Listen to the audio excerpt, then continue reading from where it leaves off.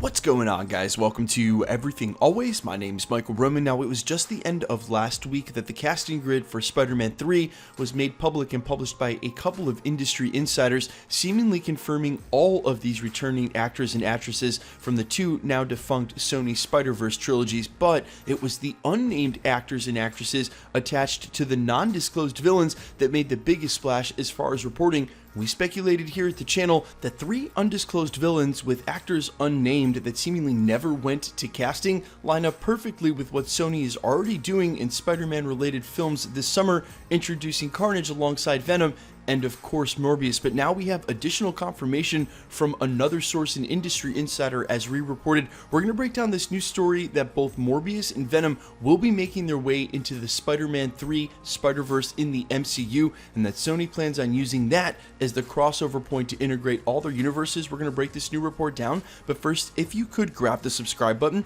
We're still giving away this insane 1/4 scale Beta Ray Bill, as well as our third and final Infinity Saga box set in just a week on New Year's Eve. And we've also added a PlayStation 5 at 800,000 subscribers. If you want to be entered to win, all you have to do, hit the subscribe button, then leave a comment down below. And if you want, stick around to the end of the video. We'll get into all the giveaway stuff again there. So as reported last night by the express.co.uk, which is not at the top of our list as far as trusted Hollywood trades for industry insider reports, but do attribute this report directly to industry insider Daniel Richtman, reporting that Tom Hardy's Venom and Jared Leto's Morbius are rumored for cameos in Spider-Man 3. It goes on to specify all the other actors coming back, which you guys surely don't need me to break down for a 5th time. And then they go on to say, quote, while his recent sources claim that Leto has entered talks as Morbius, and this would certainly make sense after the poster of Maguire's Spidey was spotted in the Morbius movie teaser, but man, it goes so much deeper than that, mostly back to all those Tom Hardy teasers. Every time he posted a picture on Instagram of Venom and Spider-Man crossing over, and make no bones about it, those pictures had Tom Holland Spider-Man. You could tell from the costume, everyone assumed this meant a Tom Holland Peter Parker cameo in Venom 2 Let There Be Carnage. But what if, and the whole time, Tom Hardy was trying to tell us that he knew he was crossing over in Spider-Man 3, and there's actually more evidence for this. A lot of you may not remember, but Morbius is going to star actor Tyrese Gibson, who's playing a detective hunting Morbius, and on a radio show last year, he absolutely and emphatically said that their Morbius verse was going to cross over into the MCU. Now, that made huge news at the time, but we were basically like, of all the people who would know, Tyrese Gibson isn't it, contract or not. There's no way he would go ahead and spill that. He did indeed. And what if all of the actors knew? Morbius, Tom Hardy, they all knew what was coming, that Spider-Man 3 was their ultimate crossover point. And when Sony came to the table with Disney last year, when they were about to sign that re-agreement,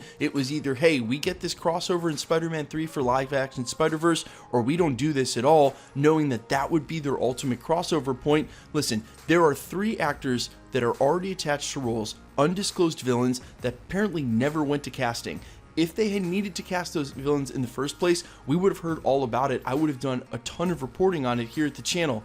Well, that never happened. And if that never happened, that means that maybe there were actors attached long before any of the reporting on Spider-Man 3 broke about the multiverse. So regardless of these industry insider sources confirming that Jared Leto's now in talks for Spider-Man 3, I would argue they were probably in talks the entire time when they signed their initial contracts, much in the way the MCU actors are obligated to show up for other films, and that this was an inevitability the entire time as long as Sony got what they wanted out of the sharing agreement with Disney, which we know that they did. They were willing to walk away from the table and risk losing Tom Holland in Disney's MCU over it. It's looking more and more likely this was the case the entire time. And again, without the industry insider quotes, just using a little common sense, if Sony's going out of their way to bring back actors that haven't been a part of the Spider-Man films for over a decade, why would they not bring all of the villains that they're introducing this summer? Remember, and as I said in that video from last week, Sony's Picture House, their production company, is much smaller than a lot of other movie studios.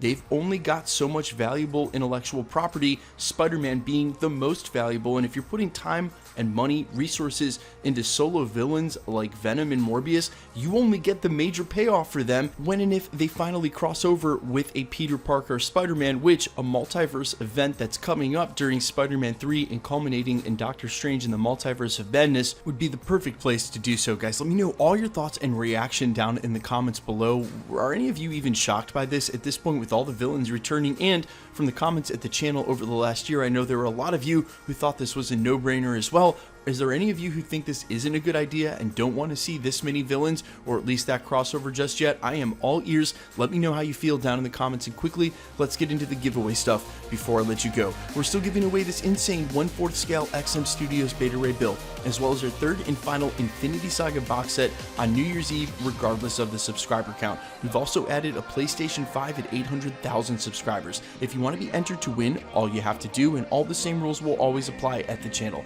Hit the subscribe button because you need to be a subscriber, then leave a comment down below on this video, and because it's truly random, the more videos you comment on, the better chance you have of winning. Then make sure to hit the notification bell with notifications turned on just to keep up with the content, to make sure you're able to do that. And of course, if you enjoyed today's video or the other videos we posted to the channel, I'd appreciate it if you'd hit the like button. My name is Michael Roman. You can find me over on Instagram at IamFires, over on Spotify with original music under All Fires, or even on Twitch streaming on twitch.tv/Novellin. There are links down in the description to all three. Guys, thanks for checking out the channel, and stick around. We'll be posting again real soon.